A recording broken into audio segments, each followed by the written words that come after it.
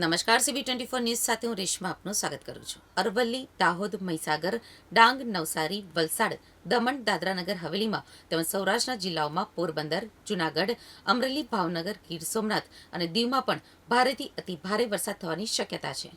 ગુજરાતમાં છેલ્લા 3 દિવસથી વરસાદ સક્રિય થયો છે, ત્યારે આજે 18મી જૂનના રોજ અરવલ્લી, દાહોદ, મહીસાગર, ડાંગ, નવસારી, વલસાડ અને દમણ, દાદરા નગર હવેલીમાં તેમજ સૌરાષ્ટ્રના જિલ્લાઓમાં પોરબંદર, જૂનાગઢ, અમરેલી, ભાવનગર, ગીર સોમનાથ અને દીવમાં પણ ભારેથી અતિભારે વરસાદ થવાની શક્યતા છે. તો બીજી તરફ ભાવનગર અને બોટાદમાં આજે તમામ શાળાઓમાં રજા રાખવાનો આદેશ કરાયો છે. હવામાન વિભાગ દ્વારા 23મી જૂન સુધી રાજ્યમાં વરસાદ માટે આગાહી કરાઈ છે. અત્યારે લો પ્રેશર સિસ્ટમ સક્રિય થયું છે, જેને પગલે 23મી જૂન સુધી ભારેથી અતિભારે વરસાદની આગાહી કરાઈ છે. જેમાં અમદાવાદ, આણંદ, ભરૂચ, સુરેન્દ્રનગર, ભાવનગર, બોટાદ, પોરબંદર અને જૂનાગઢમાં રેડ એલર્ટ આપવામાં આવ્યું છે.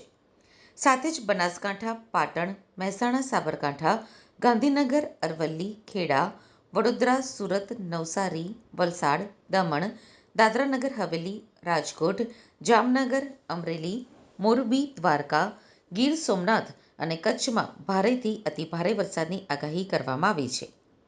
આ ઉપરાંત માછીમારોને દરિયો ન ખેડવા માટે સૂચનાઓ પણ આપવામાં આવી છે.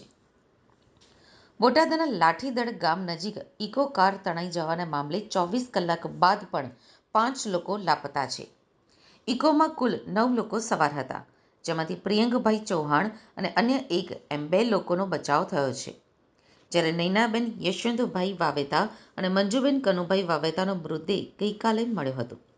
જ્યારે હજી પણ ગીતાબેન મહેશભાઈ ચૌહાણ, હિતુબેન મહેશભાઈ ચૌહાણ, બાબુભાઈ તુલસીભાઈ ચૌહાણ, શારદાબેન બાબુભાઈ ચૌહાણ અને ઉર્વશીબહેન મહેશભાઈ ચૌહાણ હજી લાપતા છે.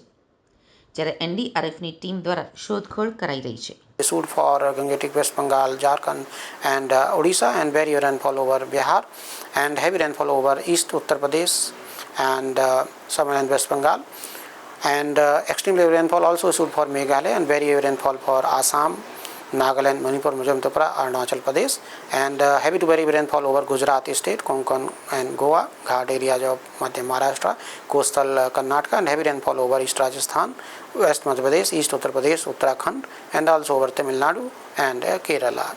Otherwise, many parts of the country likely to experience thunderstorm activity on the 18th of June.